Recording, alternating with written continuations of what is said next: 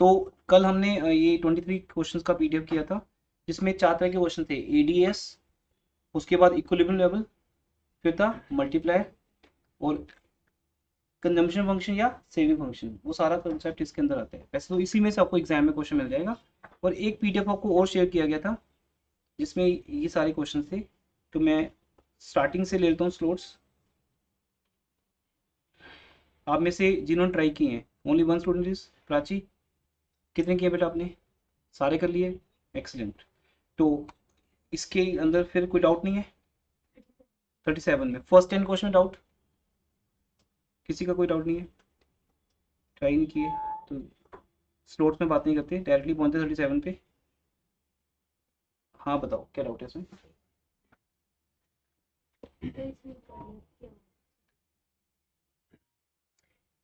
Check कर लेते हैं। In an economy an increase in investment leads to an increase in national income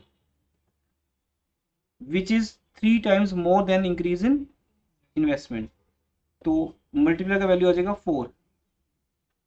यहाँ पे 3 है तो वो रॉन्ग है, क्योंकि हो सकता है वो मोर वर्ड बाय मिस्टेक इन्होंने मिस कर दिया।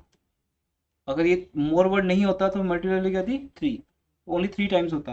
ये 3 टाइम्स मोर जब आया था ना, चाहे वो अकाउंट्स में हम रेशो चैप्टर कर रहे हैं वहां भी ऐसे ही है। तो 3 टाइम्स मोर का मतलब कि 1 तो है ही है, 1 में उसका 3 टाइम्स जब हम ऐड करते हैं तो वो जो फिगर आती है 4, वो 1 से 3 टाइम्स ज्यादा है। ये रिलेशन बन जाता है। जो 4 वैल्यू है बेटा वो 4 1 से 3 टाइम्स ज्यादा है।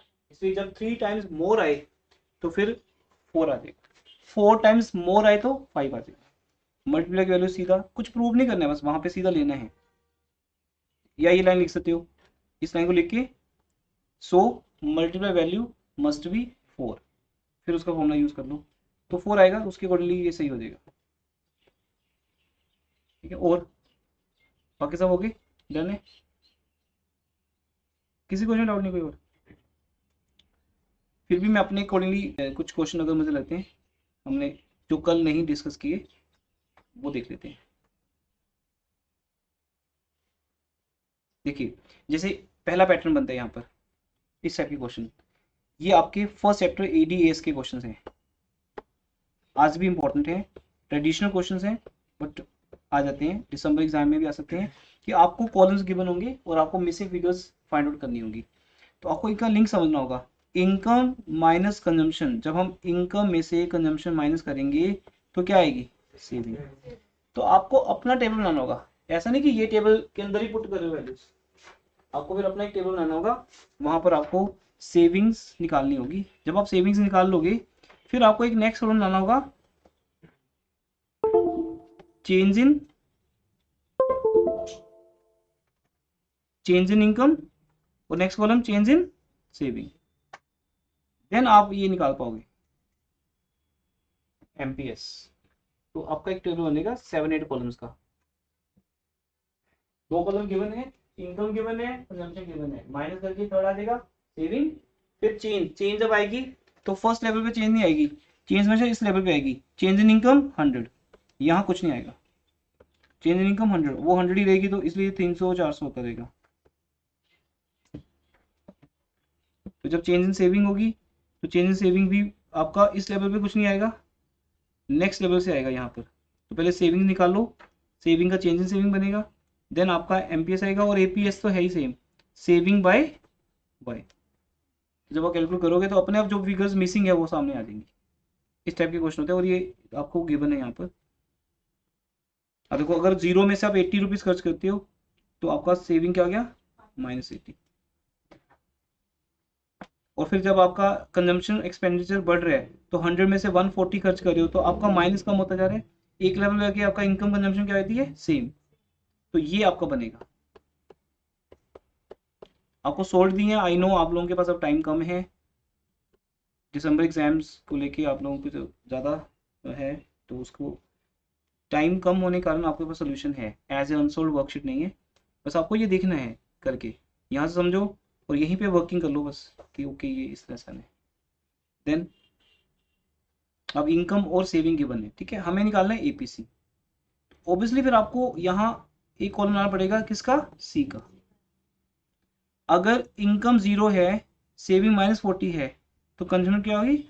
+40, क्योंकि यहाँ पे हम बोलते हैं कि income minus consumption is equal to saving, तो फिर income minus saving is equal to consumption. और इनकम अगर 0 है, 0 में से माइनस करोगे -40, तो 0 माइनस -40 इज इक्वल टू 40। और यहाँ 50 माइनस 20 इज इक्वल टू 30, तो यहाँ कंजम्पशन 40 आएगी, यहाँ कंजम्पशन 30 आएगी। फिर 100 माइनस 0 100, 150 माइनस 30 120, 150, ये कंजम्पशन है।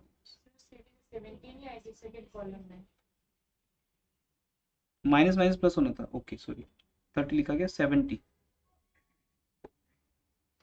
मैंने 20 को पॉजिटिव ले लिया, ये -20 है, तो -20 है तो फिर माइनस माइनस प्लस हो जाएगा। तो इसका इस तरह से आप खुद दिमाग लगाओ पहले, ठीक है, उसके बाद फिर आप इसको मैच करोगे यहाँ से।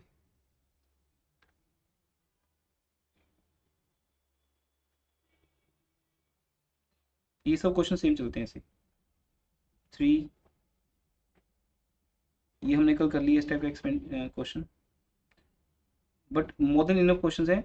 अबाउट 40 क्वेश्चन ये हो गए, 20 मान लेते हैं, 60 क्वेश्चन होगी। 60 क्वेश्चन करने के बाद आपको कोई प्रॉब्लम नहीं आएगी एग्जाम में।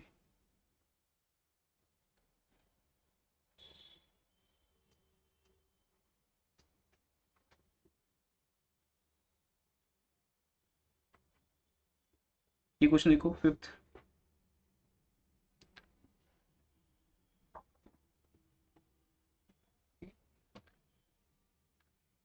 हंड्रेड परसेंट इस यूनिट को खत्म करके चलेंगे आगे, क्योंकि वापस हम इस यूनिट पे आ नहीं पाएंगे, तो हमें एकदम से भागना नहीं है।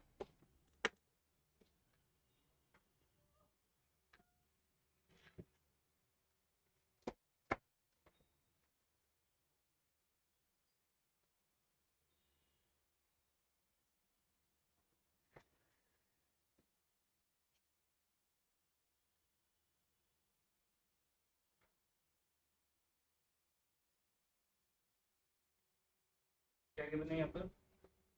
नेशनल इनकम क्या बने? कंजम्पशन 81 है, तो इट मींस 90 रुपीज के ऊपर हम कितना खर्च कर रहे हैं? 80। हमारी सेविंग होगी 9 रुपीज। तो बात ये, सेविंग अगर 9 है तो ईपीएस कितना होगा? 9/90 एस बाय वाई। और जब इनकम 100 होगी, कंजम्पशन 88 होगी, देन एमपीसी कितना होगा? तो चेंज इन इनकम, अब चेंज इन इनकम कितनी होगी? 90 से 100, तो change in income 10, change in income 10 और चेंज इन कंजम्पशन 7। तो फॉर्मूला लगा दो, change in consumption over change in income. तो इस तरह से आप जब खुद करोगे तो आपको सब आते ही होंगे, नहीं तो सामने से आपको हेल्प मिल जाएगी। और एमपीएस भी निकाल सकते हो, क्योंकि फिर आप सेविंग भी निकालोगे साथ में। तो और ऐसे क्वेश्चन करने के लिए बेटर होता है कि एक टेबल बना लो, इनकम, कंजम्पशन, सेविंग, वो जो इंफॉर्मेशन दे रहा है ना उसको पुट कर लो, इनकम 90, कंजम्पशन, इनकम 100, कंजम्पशन 88। और जब ये तीन बेसिक कॉलम्स है आपके पास, फिर आप सब कुछ निकाल सकते हो, वाई सी और एस, पूरा एडी एस इन तीनों पे टिका हुआ है। फिर आप एस वाई वाई करोगे अगर, तो क्या आ जाएगा? एपीएस। अगर आप सी बाय वाई करोगे तो क्या आ जाएगा? एपीसी। अगर चेंज इन सी और चेंज इन वाई निकालोगे अलग से तो एमपीसी। और अगर एमपीसी आ गया तो फिर एमपीएस भी आ जाएगा, कोई भी एक चीज निकाल लो। अब हम अगर ये निकालेंगे तो फिर ये नहीं निकालेंगे। अगर मेरे को एपीएस पता हो, थोड़ा गैप आ गया इंडियन इकोनॉमी के कारण, बट वो तो गैप आने आने, जब आप मान लो कभी भी कुछ करोगे 2-3 महीने बाद तो गैप आ जाएगा, चाहे आप इंडियन इकोनॉमी पढ़ रहे हो या मैक्रो कोई नेक्स्ट चैप्टर से पढ़ रहे हो, नेक्स्ट यूनिट से, कोई भी चीज आपको लॉन्ग लास्टिंग तभी जब आपने उस टाइम बहुत ज्यादा हार्ड वर्क की है। तो अगर उस टाइम आपने देखा है तो आपको याद होगा कि जब हम एपीएस निकाल लेते हैं, अगर एपीएस यहाँ पे आ गया, मान लो 0.9 आ गया, तो फिर एपीसी 0.1 होगा, तो 1 से माइनस करके निकाल सकते हैं। कर लेना बेटा, हर चीज का ना एक डे होता है। अब इस पीडीएफ करने का डे कल और आज ही था बस, इसके बाद तो फिर हम नेक्स्ट यूनिट में चले जाएंगे, और फिर मेरा कहीं ना कहीं आपसे एक्स्ट्रा क्लास लेकर 30 नवंबर तक ख़त्म कर दूंगा मैं आपका सिलेबस मैक्रो का जो भी पेंडिंग है। और इंडियन इकोनॉमी की एक क्लास है आपकी पेंडिंग, वो भी मैम कहीं ना कहीं आपको अपडेट करेंगे बिफोर 30 नवंबर, जहाँ भी पॉसिबल होगा वो अपने आप आपको व्हाट्सएप पे अपडेट करेंगे। अब दिसंबर एग्जाम आपके अच्छे होने चाहिए क्योंकि पूरा सिलेबस आपका हो गया है। सितंबर एग्जाम के टाइम तो आगे पीछे से स्कूल के साथ, अब दिसंबर एग्जाम में कंप्लीट करवा देंगे आपको। तो हम आगे का मैटर पकड़ेंगे अब, सैम्पल पेपर्स, फाइनल ईयर्स के पेपर्स जो जो हैं, अब उस पे आएंगे हम, ऑब्जेक्टिव क्वेश्चंस पे आएंगे। अकाउंट्स, इकोनॉमिक्स, बिजनेस, तीनों में ऐसे चलेंगे सेम पैटर्न पे। ड्यूरिंग दिसंबर फिर कोई ना कोई एक बैच ऑफ करना पड़ेगा हमें टाइम मैनेज करने के लिए, या अगर आप लोग नहीं आओगे तो फिर इकोनॉमिक्स भी ऑफ होगी। सबकी एग्जाम है दिसंबर में, किस डेट से स्टार्ट हो रही है? नवंबर के लास्ट वीक से स्टार्ट हो जाएंगे।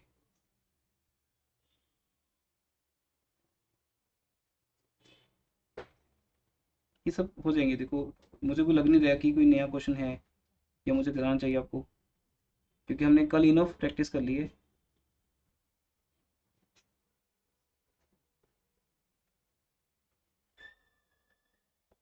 फिर भी जहाँ भी नहीं आएगा मैं अपनी सेटिस्फेक्शन के लिए हर एक क्वेश्चन रीड कर रहा हूँ। बताइए 15 क्वेश्चन करते हैं, क्या है इसमें, रीड करो।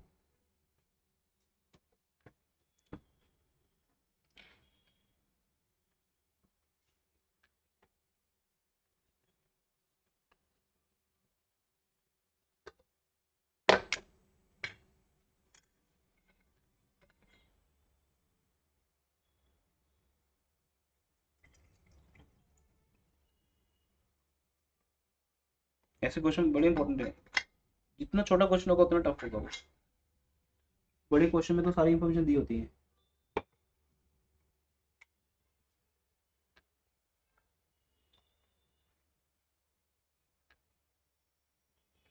इसका मीनिंग देखो, intercept on negative axis, it means जब हम कोई कर्व बनाते हैं और अगर कोई सेविंग कर्व यहाँ से नेगेटिव से स्टार्ट होती है,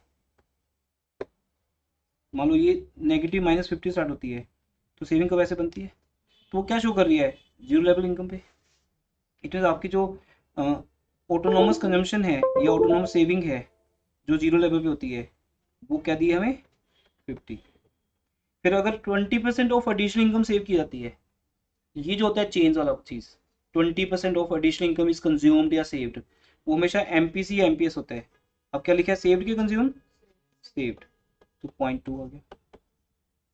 तो कॉन्सेप्ट बन गया ऑटोनोमस कंजम्पशन, यहाँ पे सेविंग नेगेटिव होती है, नेगेटिव इंटरसेप्ट हो गया, प्लस 0.2 ऑफ, ये बन गया सेम फंक्शन। और अगर उसने सेम फंक्शन बोला, कंजम्पशन फंक्शन बोले, तो अगर एमपीएस 0.2 है तो फिर वहां से एमपी से आ जाएगा 1 माइनस 0.2, 0.8, तो बन जाएगा autonomous consumption plus 0.8 Y. Audio सबको, ऑनलाइन स्टूडेंट्स, इशिता, ध्रुव, कृषा, वैष्णवी, आकांक्षा, जो भी मुझे नजर आ रहे हैं, साउंड आ रहा है सबको? देन बाकी आप लोगों की कोई डाउट है तो बता सकते हो, अगर आपने पीडीएफ की है दोनों। That was the homework of last class. अगर level of income when saving will be zero, जब सेविंग जीरो होती है तो उसका meaning,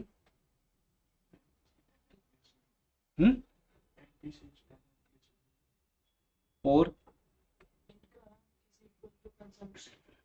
income is equal to consumption. जब सेविंग जीरो है तो इसका मतलब हम जब इनकम को दो पार्ट में डिवाइड करते हैं, income is equal to C plus S.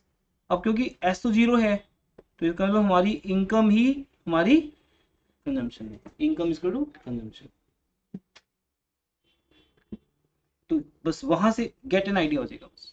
जैसे कल हमने समझा था, कल क्या था, सी इज इक्वल टू क्या था, sorry I is equal to S. तो अगर हम ये आइडिया ले लें I is equal to S, तो फिर आई की वैल्यू पुट करो और एस की वैल्यू पुट करो, तो कहना इससे वाई आ जाएगा। ऐसे आज हम ये पुट कर लेंगे, वाई इज इक्वल टू सी, तो जब सी का कॉन्सेप्ट लगाएंगे तो वहां से वाई आ जाएगा। तो दिखने में क्वेश्चन मुश्किल हो सकते हैं, एक्चुअली होंगे नहीं, क्योंकि इकोनॉमिक्स का न्यूमेरिकल का लेवल ही कुछ नहीं है, वो थ्योरी में से निकला है। थ्योरी समझ आई हुई है तो न्यूमेरिकल्स भी हो जाएगा, क्योंकि थ्योरी को समझाने के लिए न्यूमेरिकल बनाए गए, अलग से न्यूमेरिकल कुछ होता है नहीं इकोनॉमिक्स में।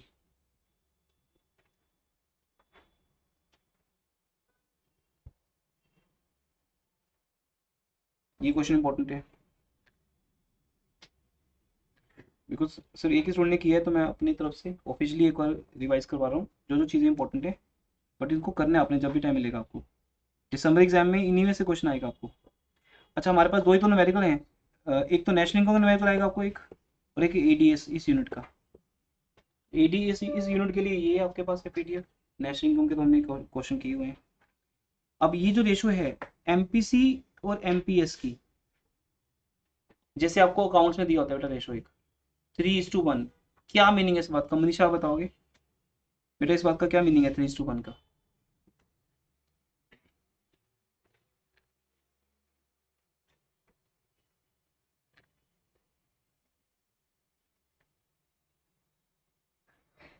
Like like in a whole, जब डिवाइड करते हैं एमपीसी और एमपीएस को, तो one third part, one fourth part है वो एमपीएस का है, और थ्री फोर्थ पार्ट है वो एमपीसी का है। गुड, एक्सीलेंट, यही है, क्योंकि रेशो है बस। अकाउंट्स में तो हम ये सोचते हैं ना इतना, तो सबको पता है रेशो का मीनिंग है। 3:1 का मीनिंग क्या है, 3/4, 1। तो एमपीएस 1/4 है, एमपीसी 3/4 है, और 1/4 की वैल्यू मैं 0.25 लिख सकता हूँ, और 3/4 वैल्यू 0.75। अब आपके पास दोनों आंसर हैं, मल्टीप्लाई निकाल लो, तो मल्टीप्लाई निकाल लोगे तो फिर चेंज इन इन्वेस्टमेंट या चेंज इन इनकम भी आ जाएगा। ठीक है?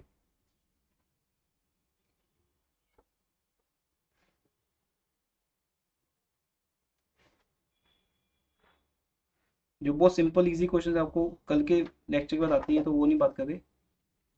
24 देखिए।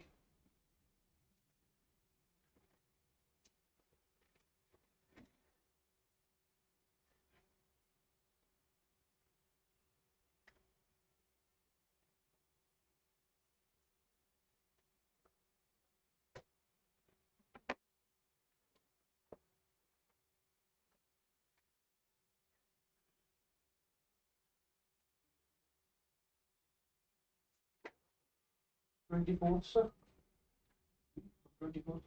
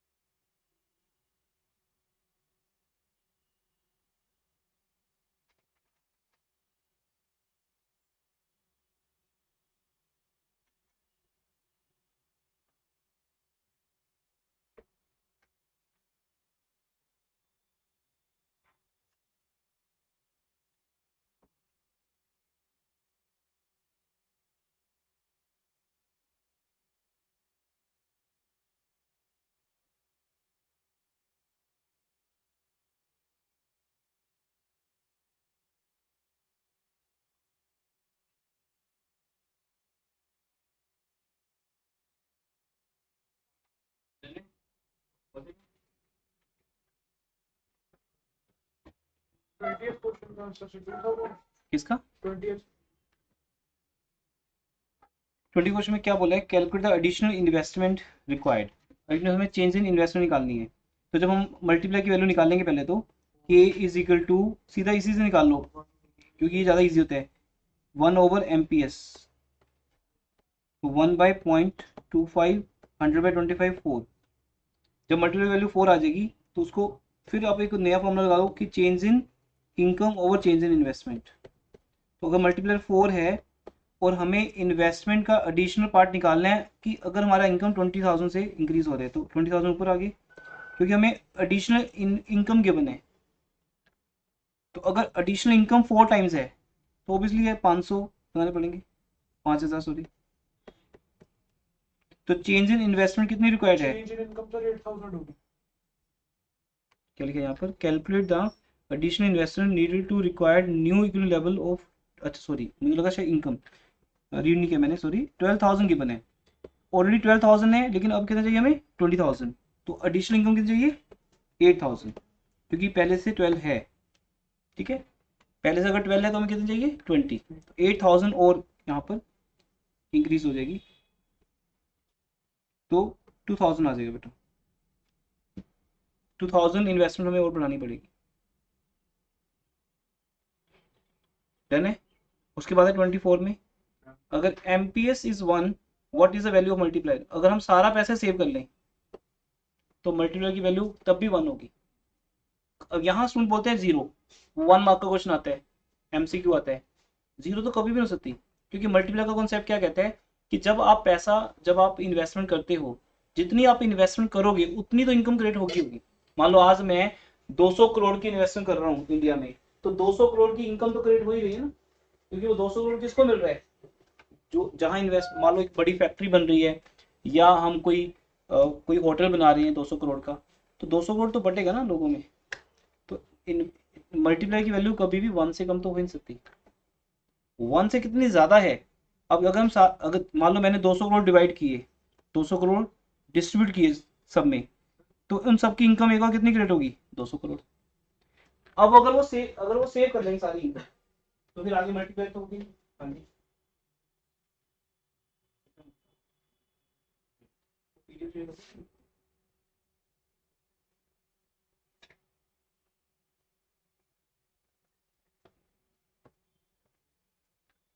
अब अगर सब लोग ये 200 करोड़ सेव कर जाएंगे, मतलब मैंने तो सपोज मैं फॉरेन कंट्री से आकर इंडिया में 200 करोड़ इन्वेस्ट करता हूँ, तो आप सबकी इनकम 200 करोड़ बढ़ जाती है, बट आप इंडियंस सारी इनकम सेव कर जाते हो, आगे खर्च करते नहीं।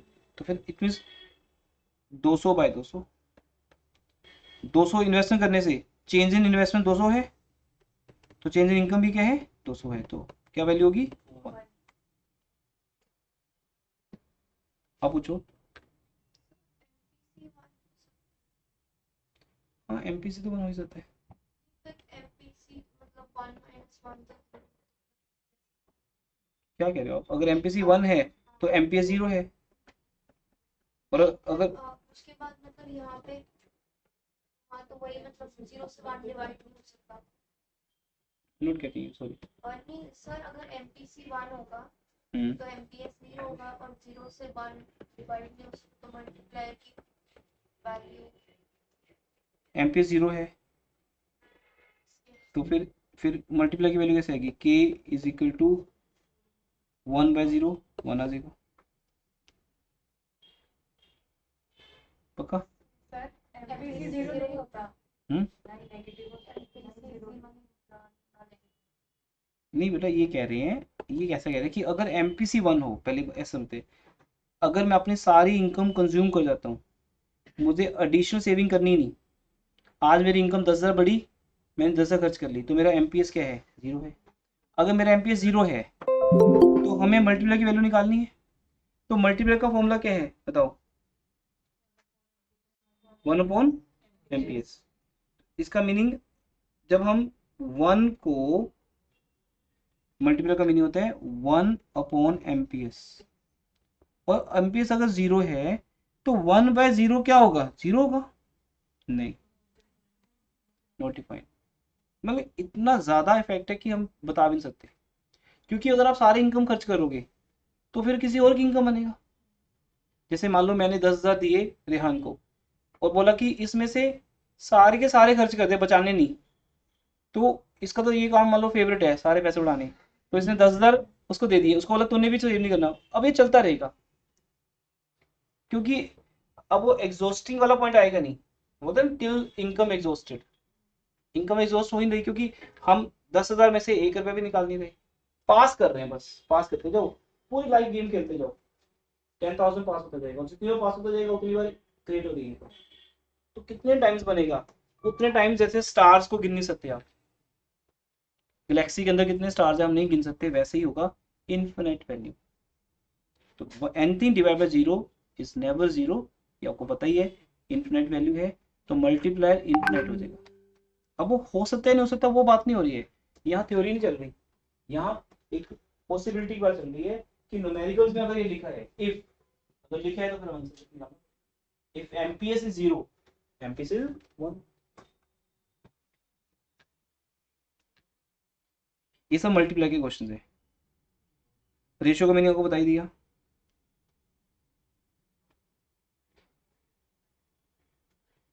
ये लिंक कर लेना बेटे, सारे क्वेश्चन 10 ईयर्स के हैं, ये पूरा पीडीएफ 10 ईयर्स के उसमें से शेयर किया आपको मैंने।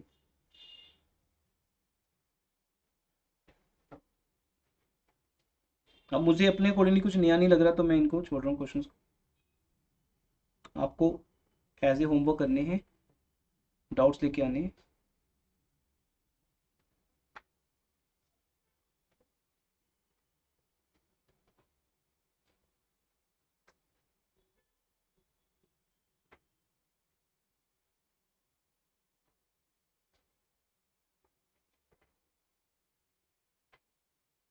हाँ जी बताइए 32।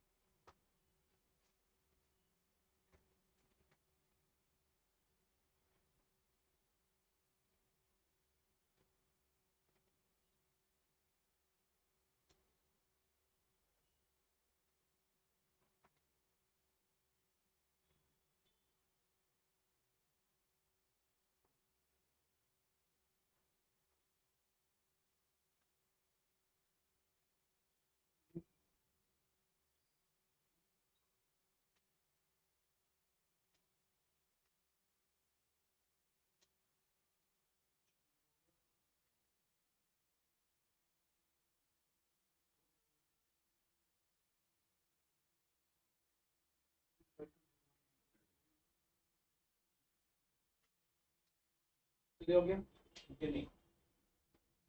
पहली पॉज हाँ तो उसका लॉजिक क्या है, MPC is greater than MPS, the value of investment multiplier will be greater than 5। अब सोचो बेटा, और ना हमेशा हाफ हाफ कर लिया करो ऐसे क्वेश्चन में, तो सोच लिया करो अगर एमपीसी की वैल्यू एमपीएस के बराबर होगी, उन्होंने बताया ना ग्रेटर देन या लेस देन, आप मान लो कि बराबर है तो क्या होगी 0.5 0.5, क्योंकि दोनों का टोटल 1 है।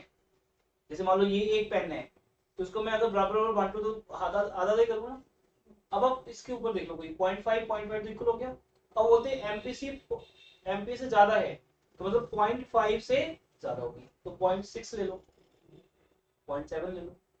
अब आप कुछ भी लेके देख लो, से एमपीसी इज 0.7 तो एमपीएस कितना होगा 0.3, तो लेके देख लो आंसर, क्योंकि प्रूव भी करना है ऐसे। The value of marginal balance to save can never be negative, क्योंकि एमपीएस कभी नेगेटिव नहीं है, सेविंग नेगेटिव हो सकती है। मान लो पहले है ये करके जाता उस दिन ना, आपको याद होगा जब हमने एडीएस का अंदर एमपीएस एमपीसी बात की थी। मान लो सेविंग नेगेटिव है -60, दूसरी बार है -40, तो जब इन दो सेविंग्स को माइनस करोगे तो न्यू माइनस ओल्ड, -40 -60 तो हो जाएगा -40 + 60 20+ आ जाएगा।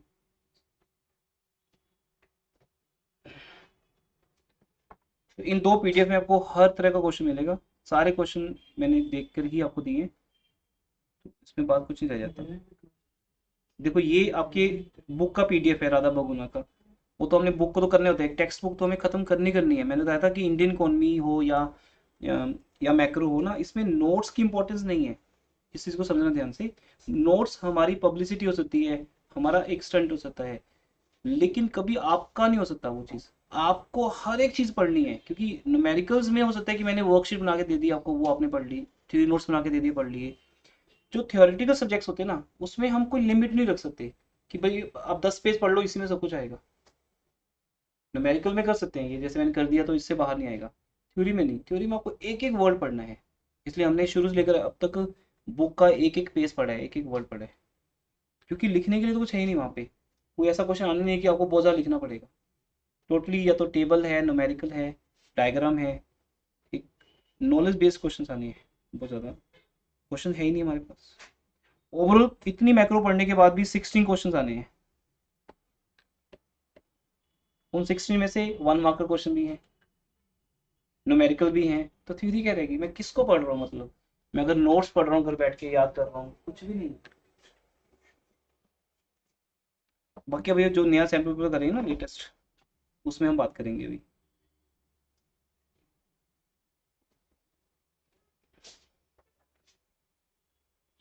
ठीक है जी, ये सब मल्टीप्लाई के क्वेश्चन हैं। इतने क्वेश्चन करने के बाद तो डाउट नहीं हो चाहिए हमें।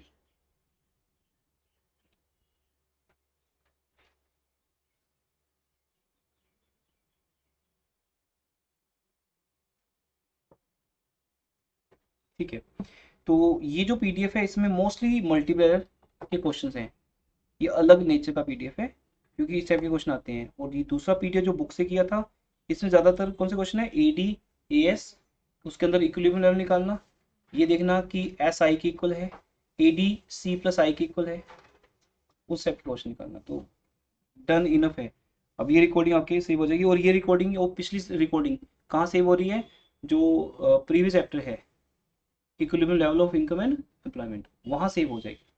क्योंकि जो नेक्स्ट चैप्टर हमने लास्ट किया था इंडियन इकोनॉमी स्टार्ट होने से पहले, वो था excess demand and deficit demand. वो एक ही लेक्चर था उसमें हमारा, जिसमें हम 2 डायग्राम बनाते हैं, एक एक्सेस का और एक डेफिसिट का, इन्फ्लेशनरी का और डिफ्लेशनरी का। तो वो एक ही लेक्चर रहेगा। न्यूमेरिकल उसके नहीं है, बुक में चाहे किसी भी चैप्टर के पीछे दी हो, तो ये न्यूमेरिकल है, ये पूरे यूनिट के हैं। और पूरी यूनिट में दो जो फर्स्ट चैप्टर्स हैं, एडीएस एंड इट्स कंपोनेंट, और दूसरा इक्विलिब्रियम लेवल एंड मल्टीप्लायर, उसके न्यूमेरिकल्स हैं।